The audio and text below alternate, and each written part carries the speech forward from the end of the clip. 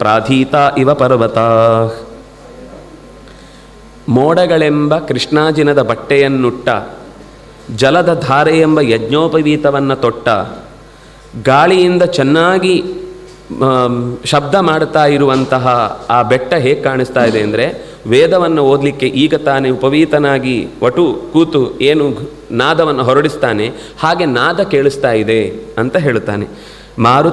ಮಾರುತಾಪೂರಿತ ಗುಹಾಹ, ಈ ಬೆಟ್ಟಕ್ಕೆ ಜೋರಾಗಿ ಗಾಳಿ ಬೀಸಿದಾಗ ಅದರ ಒಳಗೆ ಗಾಳಿ ಹೋಗಿ ಅದು ಹೊರಕ್ಕೆ ಹೀಗೆ ಬರುತ್ತೆ, ಬಂದಾಗ ಒಂದು ಧ್ವನಿ ಹೊರಕ್ಕೆ ಬರುತ್ತೆ, ಅದು ನಾದವಾಗಿ ಹೊರಗೆ ಬರುತ್ತೆ.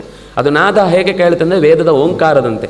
ಈಗ ತಾನೇ ಜಪಕ್ಕೆ ಅಂತ ಒಬ್ಬ ಚೆನ್ನಾಗಿ ಅಧ್ಯಯನಶೀಲನಾದ ಹುಡುಗ ಕೂತು ಅದನ್ನು ಶ್ರದ್ಧೆಯಿಂದ ಗಂಭೀರವಾದ ನಾದವನ್ನು ಹೊರಕ್ಕೆ ಚೆಲ್ಲಿದರೆ ಹೇಗೆ ಕಾಣಿಸ್ತಾ ಇದೆಯೋ, ಬೆಟ್ಟ ಹಾಗೊಬ್ಬ ಅಧ್ಯಯನಕ್ಕೆ ಕೂತಂತಹ ವಟುವಿನಂತೆ ಕಾಣಿಸ್ತಾ ಇದೆ ಅಂತ. ಅಂದರೆ ಇದೆಲ್ಲ ನಮಗೆ ಇದು ಬರೀ ವರ್ಣನೆ ಆಗಿದ್ದರೂ ಒಂದೊಂದು ಸ್ಥಿತಿ ಹೇಗೇಗಿರುತ್ತೆ ಪ್ರಕೃತಿಯಲ್ಲಿ, ಅದು ಏನೇನು ನಮಗೆ ಹೇಳಿಕೊಡುತ್ತೆ, ಯಾವ್ಯಾವ ರೀತಿ ಅದರ ಚಿಂತನೆ ಇದೆ